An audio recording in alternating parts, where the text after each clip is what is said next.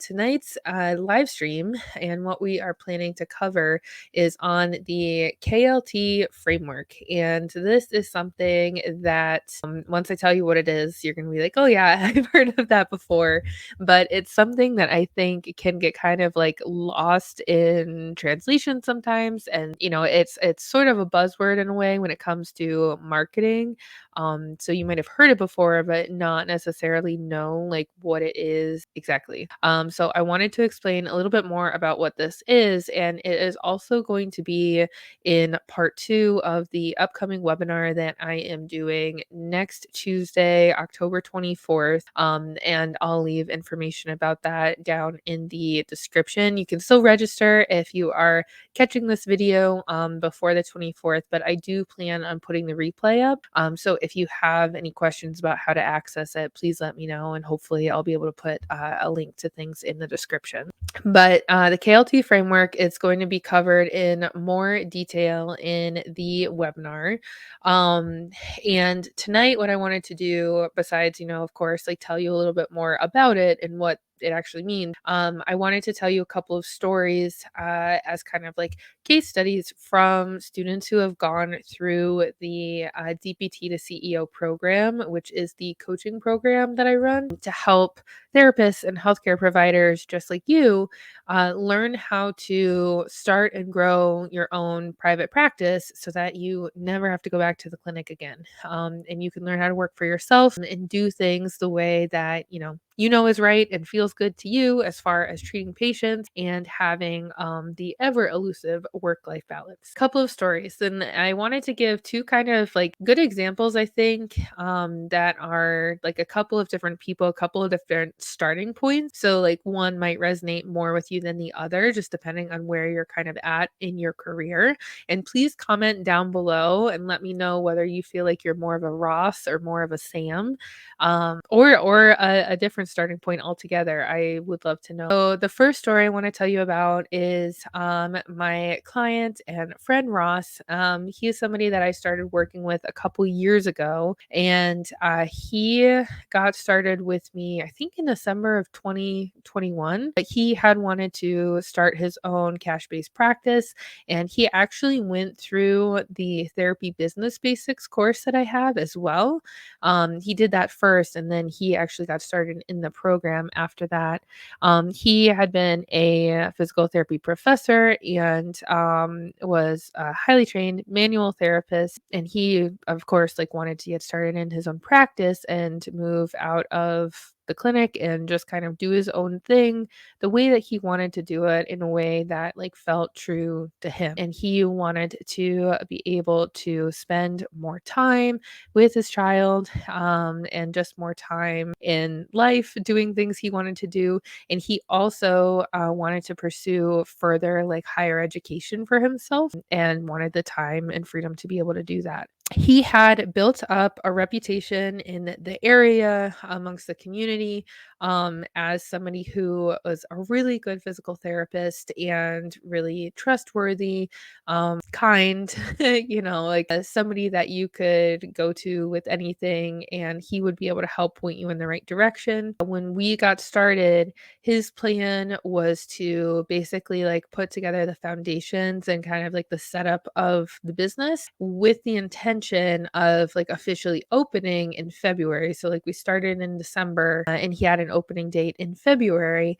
And the way that we like positioned and structured things with that, I really actually like a lot, doing kind of like a hard launch, so to speak, where we have like a specific opening day, because it lets us build up a lot of momentum and enthusiasm around the opening of the practice, and it generates like a lot of buzz for your business. So that's something that I love helping people do. I think it's really beneficial. But he wanted to open in February and have like as many clients as he could the first week that he was open. And I can't remember exactly what it was, but I know that he had told me several times that like his plan and like what he had calculated as far as his finances went, he didn't plan to have like a full caseload, I think, for like 6 months. What actually ended up happening is that he had a full caseload I think his first week, he had told me several times, like since he opened and since we started working together, that I don't think he's had less than like 15 or 16 appointments per week since he opened. Usually it's somewhere between 15 to 25, except of course, like weeks when he planned to have time off and everything.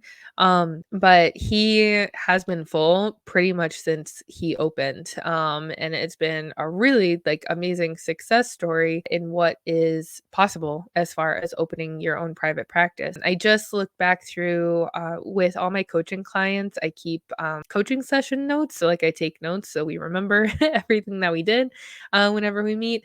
And I just went and looked back at some of our older notes from February of 2022, or maybe it was 2021. Maybe we started in December of 2020. It's been a few years, so I'll have to double check. But basically, that February when he did open, I wrote in my notes that he said he would hit $4,000 within the first 2 weeks of opening, which was just like crazy, like way more than he had predicted that he would do in sales. So unbelievable. And definitely, the results and the momentum that he needed to keep going. So since like doing the program and going through just setting up his own private practice, this has all allowed him to create like the source of income for himself to support him and his child. It's allowed him to see patients in a way that, feels good to him and the way that he wants to be able to treat. He's continued to teach. He's pursued a fellowship program. So like he's been able to do a lot of stuff. But that is kind of like Ross's story in a nutshell. It's several years in the making, of course, but that's kind of story number one, a little bit of an example of the KLT framework. And I'll get into more details in a second after I tell you about Sam. Second story that I wanted to share with you is about my client Sam. So Ross was in the Northeast, Sam is in Texas, and she is newer on the scene.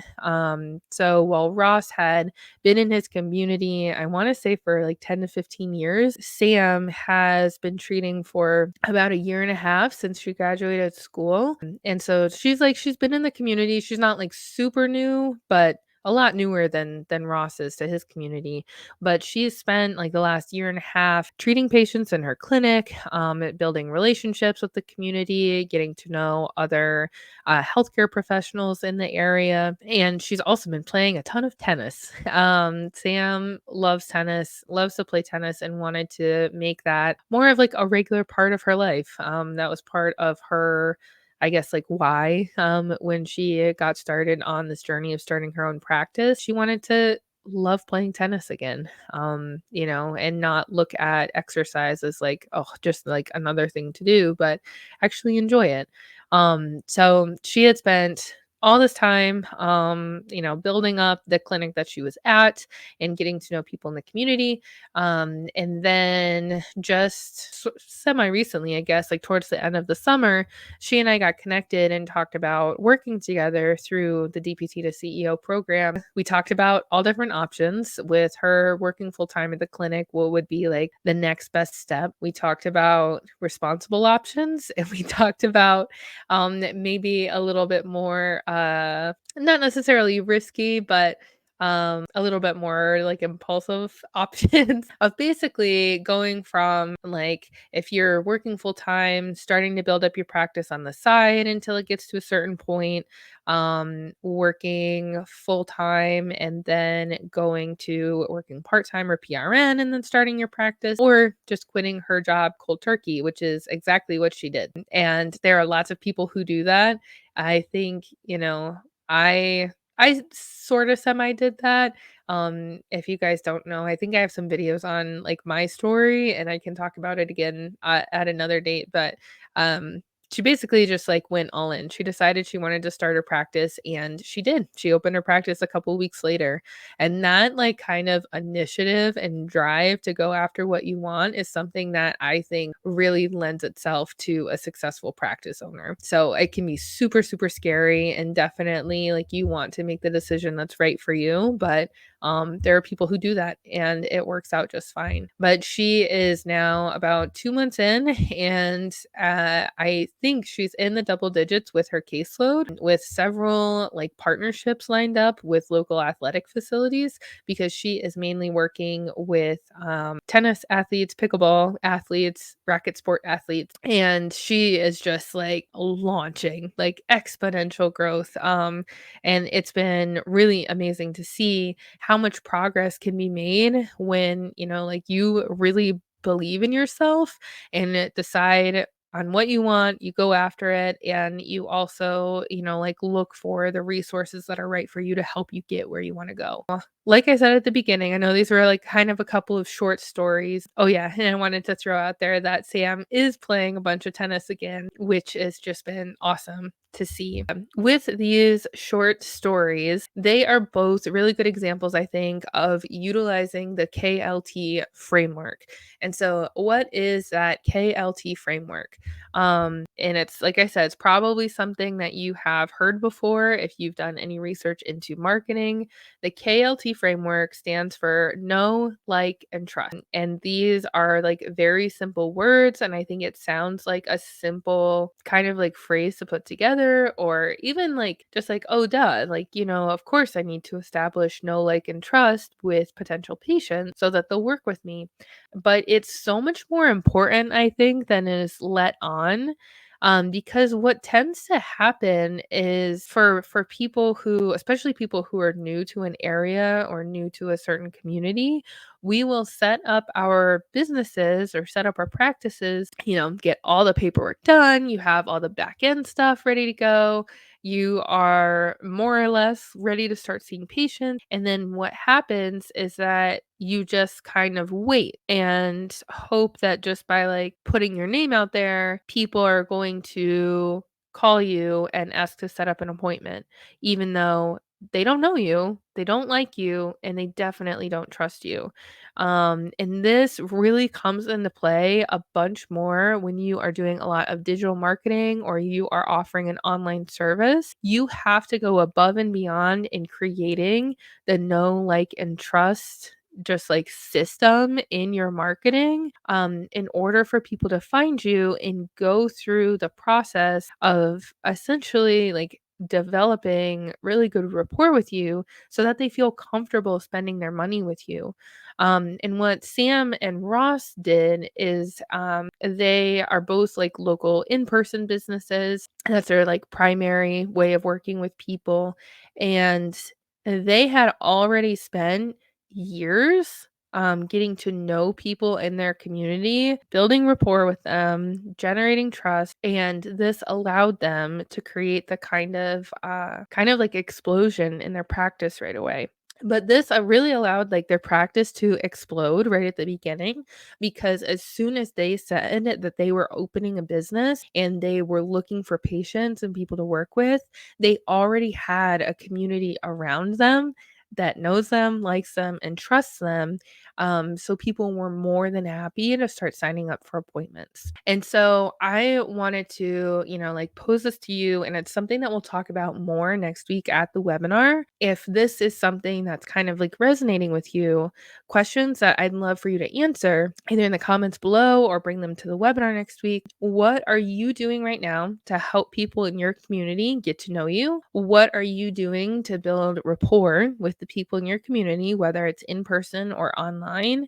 And how are you working on gaining their trust? If you can answer those 3 questions, that will be super helpful in helping you to build a really good marketing strategy moving forward. So I wanted to share those stories with you, and just kind of get the wheels turning before the webinar next week, because we'll be diving deeper into those ideas and hopefully giving you some really specific examples and things that you can work on to help grow your practice.